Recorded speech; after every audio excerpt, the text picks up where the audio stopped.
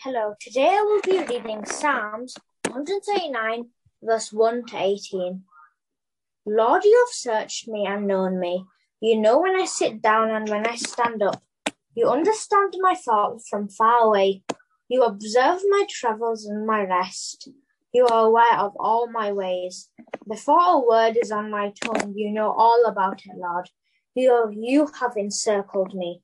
You have placed your hand on me. This wondrous knowledge is beyond me. It is lofty. I am unable to reach it. Where can I go to escape your spirit? Where can I flee from your presence?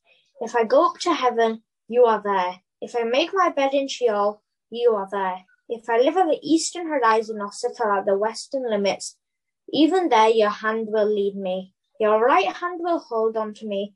If I say, surely the darkness will hide me, and the light around me will be night, even the darkness is not dark to you. The night shines like the day. Darkness and light are alike to you. For it was you who created my inward parts.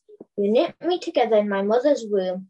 I will praise you because I have been remarkably and wondrously made. Your works are wondrous, and I know this very well. My bones were not hidden from you when I was made in secret, when I was formed in the depths of the earth.